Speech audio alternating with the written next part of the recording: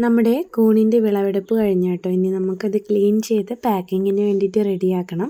അപ്പോൾ എന്താ ഇനി അതിന് വേണ്ടിയിട്ടുള്ള ഒരുക്കങ്ങളാണ് കേട്ടോ. ഇതാണ് എൻ്റെ ചേട്ടനും എൻ്റെ മൂത്ത കുഞ്ഞും. അപ്പോൾ ഇതാണ് കേട്ടോ രണ്ടാമത്തെ ആൾ. ഞങ്ങൾ 4 പേരാണ് ഒരു ഫാമിലിയിൽ വരുന്നത്. ജസ്റ്റ് ഒന്ന് ഇൻട്രൊഡ്യൂസ് ചെയ്യുന്നേ ഉള്ളൂ കേട്ടോ. ഇതാണ് കേട്ടോ നമ്മുടെ കൂണിൻ്റെ സ്റ്റിക്കർ എന്ന് പറയുന്നത്. നമ്മുടെ മഷ്റൂമിൻ്റെ പേര് വന്നിട്ട് AR മഷ്റൂമാണ് കേട്ടോ. നമ്മളിട്ടിരിക്കുന്നത് നമ്മുടെ AR മഷ്റൂം സ്റ്റേഡിയം റോഡ് കല്ലറപ്പിയോ എന്നാണ് നമ്മുടെ മഷ്റൂമിൻ്റെ അഡ്രസ്സും കാര്യങ്ങളൊക്കെ വെച്ചിരിക്കുന്നത്. അപ്പോൾ താഴെ നമ്മൾ ഫോൺ നമ്പറും കാര്യങ്ങളൊക്കെ കൊടുത്തിട്ടുണ്ട് കേട്ടോ. അപ്പോൾ നമ്മളിപ്പോൾ ജസ്റ്റ് സെയിലിംഗ് ഉദ്ദേശിക്കുന്ന സ്ഥലം കല്ലറയാണ് കേട്ടോ. നമ്മൾ നിയറസ്റ്റ് ആയിട്ടുള്ള പ്ലേസിലാണ് നമ്മൾ സെയിൽ ചെയ്യുന്നത്. ഒത്തിരി ബൾക്കായിട്ടൊന്നുമില്ല. നിങ്ങൾ കണ്ടല്ലോ, നമ്മൾ കുറച്ച് മാത്രമാണ് ഉണ്ടാക്കിയിരിക്കുന്നത്. നമ്മൾ ഹോംലി പ്രൊഡക്റ്റ് ആകുമ്പോഴത്തേക്കും നമുക്ക് എന്താ പറയേണ്ടത്, നമ്മൾ പ്രൊഡ്യൂസ് ചെയ്യുന്നതിന് ഒരു ലിമിറ്റ് ഉണ്ടാവുമല്ലോ. അപ്പോൾ അതൊക്കെയാണ് കാര്യങ്ങൾ. നമുക്ക് സ്റ്റിക്കർ സീൽ ചെയ്യാനുള്ള മെഷീൻ ഓൾറെഡി ഉണ്ട് കേട്ടോ. അമ്മയുടെ കടയിൽ നിന്ന് എടുത്തിട്ട് വന്നാണ് സ്റ്റിക്കർ സീൽ ചെയ്യാനായിട്ടുള്ള മെഷീന്. ഇതാണ് കേട്ടോ നമ്മുടെ പാക്കിംഗ് കവർ വന്നിട്ട്. വലിയ വിലയൊന്നുമില്ല. നമ്മൾ സ്റ്റാർട്ടിങ് ആയതുകൊണ്ട് ഈ കവറിൽ ചെയ്യാമെന്നാണ് ഉദ്ദേശിക്കുന്നത്. നമ്മുടെ മഷ്റൂമൊക്കെ നല്ല വൈറ്റ് കളറിൽ തന്നെ നിൽപ്പുണ്ട് കേട്ടോ. നന്നായിട്ട് ക്ലിയർ ആയിട്ട്, അതായത് അതിൻ്റെ മുകൾ ഭാഗമൊക്കെ അത്യാവശ്യം നന്നായിട്ട് വൃത്തിയോടുകൂടി തന്നെ ഇരിപ്പുണ്ട്.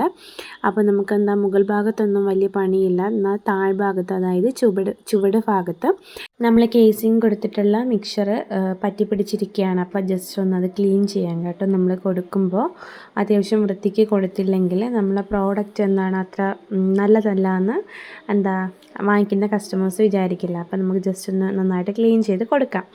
അപ്പോൾ നമുക്ക് ഫസ്റ്റ് ഒരു ഓർഡർ വന്നിരിക്കുന്നത് 250 രൂപയ്ക്കാണ് കേട്ടോ. അപ്പോൾ അത് കഴിഞ്ഞിട്ട് പാക്കിംഗ് ഉണ്ടെങ്കിൽ നമുക്ക് അടുത്ത 2-3 പേർക്ക് കൂടെ കൊടുക്കാനായിട്ട് വന്നിട്ടുണ്ട്. നമ്മുടെ കൂണിന് അത്യാവശ്യം വിലയും കാര്യങ്ങളൊക്കെ ഉള്ളത് കൊണ്ട് ഈ സാധാരണക്കാരൊക്കെ വാങ്ങിക്കാനായിട്ട് ഭയങ്കരമായിട്ട് മടിക്കും. കാരണം എന്ന് പറഞ്ഞാൽ അവർ വിചാരിക്കുക, ഇപ്പോൾ നമ്മൾ ചന്തയിൽ പോയിട്ട് ഒരു 100 രൂപയുടെ മീൻ വാങ്ങിച്ചാൽ നമുക്ക് 2 ദിവസം ഉപയോഗിക്കാൻ പറ്റും. പക്ഷേ അതിനനുസരിച്ച് നമ്മൾ കൂണാണ് 100 രൂപയ്ക്ക്, എന്ത് ഗ്രാമായാലും ഒരു 100 രൂപയ്ക്ക് വാങ്ങിച്ചാൽ നമുക്കത് 2 ദിവസത്തേക്ക് യൂസ് ചെയ്യാൻ പറ്റില്ല കേട്ടോ. പക്ഷേ മീനും കൂണും തമ്മിൽ 2 വ്യത്യാസങ്ങളുണ്ട്. 2നും 2 ടേസ്റ്റാണ് കേട്ടോ. അതിപ്പോൾ ഞാൻ പറഞ്ഞു തരേണ്ട കാര്യമില്ല, എന്നാലും ജസ്റ്റ് ഞാൻ ഇങ്ങനെ വീഡിയോയിൽ പറഞ്ഞു പോയപ്പോൾ സംസാരത്തിൻ്റെ ഇടയ്ക്ക് വന്നതാണ് കേട്ടോ. നമുക്ക് കൂണിൽ വലിയ കൂണാണെങ്കിൽ കൂടിയും ചിലതിന് വെയിറ്റ് കുറവായിരുന്നു, ചിലതിന് വെയിറ്റ് ഉണ്ട് കേട്ടോ. വലുതല്ലെങ്കിലും ചിലതിന് വെയിറ്റ് ഉണ്ട്. നമ്മൾ ഇതിൽ വേറെ കാര്യങ്ങൾ, നമ്മൾ കേസിങ് എല്ലാം കഴിഞ്ഞ് കഴിഞ്ഞാൽ ഇതിൽ വേറെ കാര്യങ്ങളൊന്നും നമ്മൾ ചെയ്യേണ്ട കേട്ടോ. ഇടയ്ക്കിടയ്ക്ക് വെള്ളം ജസ്റ്റ് സ്പ്രേ ചെയ്ത് കൊടുക്കണം. അതാണ് നമ്മുടെ രീതി എന്ന് പറയുന്നത്, നമ്മുടെ ജോലി എന്ന് പറയുന്നത്. നമ്മുടെ കൂൺ കൃഷിക്ക് ഏറ്റവും വലിയ പ്രശ്നങ്ങളാണ് ഈ ഉറുമ്പ്, കുഞ്ഞു കുഞ്ഞു ജീവികളൊക്കെ നമ്മുടെ കൂണിൻ്റെ ബെഡുകളെ ഇല്ലാതാക്കാനായിട്ട് വരും കേട്ടോ. അപ്പോൾ അത് എനിക്കിപ്പോൾ ഒരു നിലവിലൊരു ബുദ്ധിമുട്ടായിട്ട് തോന്നിയിട്ടുണ്ട്. അപ്പോൾ അതൊക്കെയാണ് നമ്മുടെ കൂണിൻ്റെ കാര്യങ്ങൾ. അപ്പോൾ ഒരു കാര്യം നമുക്ക് ഈ വിളവെടുപ്പിലൂടെ എനിക്ക് മനസ്സിലായത്, നമ്മുടെ മിൽക്കി നമുക്ക് വീട്ടിലും ചെയ്യാം, ഈസി ആയിട്ട് ചെയ്യാമെന്നുള്ള കാര്യമാണ്. കുറച്ചൊക്കെ പാടുണ്ടെങ്കിൽ കൂടി നമ്മുടെ ഓയിസ്റ്ററിൻ്റെ അത്ര ബുദ്ധിമുട്ട് എനിക്ക് തോന്നുന്നില്ല കേട്ടോ. ബെഡ്മേറ്റ് ചെയ്യുന്നുണ്ട്, എന്നാലും ബുദ്ധിമുട്ടുണ്ട്.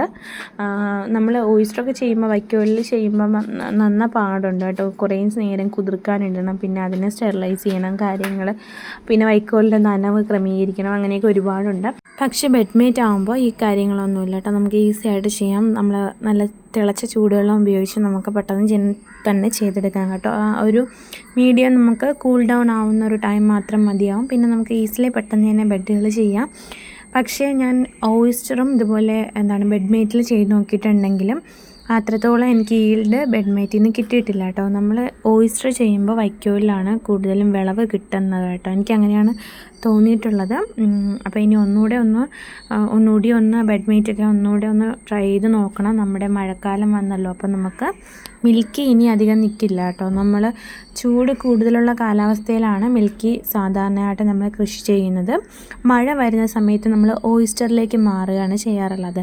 കേരളത്തിലെ എല്ലാ കാലാവസ്ഥയിലും നമുക്ക് കൂൺ കൃഷി ചെയ്യാൻ പറ്റും കേട്ടോ. ചൂടായാലും തണുപ്പായാലും ഒക്കെ ചെയ്യാം.